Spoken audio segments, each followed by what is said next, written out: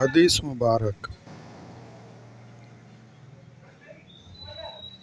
صحیح مسلم۔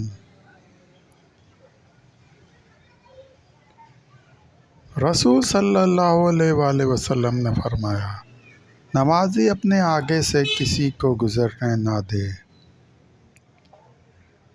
حضرت عبداللہ بن عمر رضی اللہ تعالیٰ عنہ سے روایت ہے کہ رسول صلی اللہ علیہ وآلہ وسلم نے ارشاد فرمایا، جب تم میں سے کوئی نماز پڑھ رہا ہو تو اپنے سامنے کسی کو نہ گزرنے دے، اگر وہ انکار کرے تو اس سے لڑے، کیونکہ اس کے ساتھ شیطان ہے۔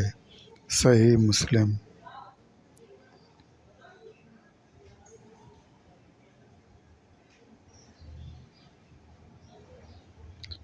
حضرت بصر بن سعید رضی اللہ تعالیٰ عنہ سے روایت ہے کہ زید بن خالد الجہنی نے ان کو ابو جہم کی طرف اس لیے بھیجا کہ اس سے پوچھے جو انہوں نے رسول صلی اللہ علیہ وآلہ وسلم سے نمازی کے سامنے سے گزرنے والے کے لیے سنا ہے۔ تو ابو جہم نے فرمایا، رسول صلی اللہ علیہ وآلہ وسلم نے فرمایا، اگر گزرنے والا معلوم کرے کہ نمازی کے سامنے سے گزرنے میں اس پر کیا گناہ ہے تو اس کے لیے 40 تک کھڑا رہنا بہتر ہے، اس کے آگے سے گزرنے کی نسبت۔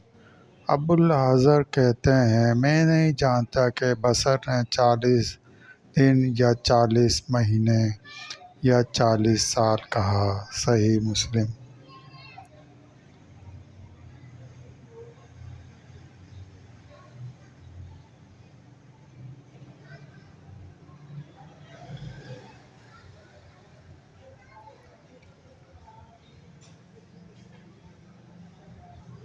جائے نماز سترہ کے قریب کرنے کا بیان۔ حضرت سہل بن سعد ساعدی رضی اللہ تعالیٰ عنہ سے روایت ہے کہ رسول صلی اللہ علیہ وآلہ وسلم کے مصلی اور دیوار کے درمیان ایک بکری کے گزرنے کی جگہ رہتی تھی۔ صحیح مسلم۔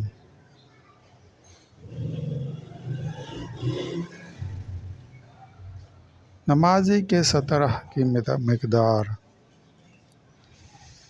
حضرت ابو ذر رضی اللہ تعالیٰ عنہ سے روایت ہے کہ رسول صلی اللہ علیہ وآلہ وسلم نے فرمایا، جب تم میں سے کوئی نماز پڑھنے کے لیے کھڑا ہو اور اس کے سامنے بطور 17 اونٹ کے کجاوے کی پچھلی لکڑی کے برابر کوئی چیز ہو تو وہ کافی ہے، اور اس کی مثل نہ ہو تو اس کی نماز کو گدھا، عورت اور سیاہ کتا منقطع کر دیتا ہے۔ راوی کہتا ہے، میں نے کہا، اے ابو ذر، سیاہ کتے کی سرخ و زرد کتے سے تخصیص کی کیا وجہ ہے؟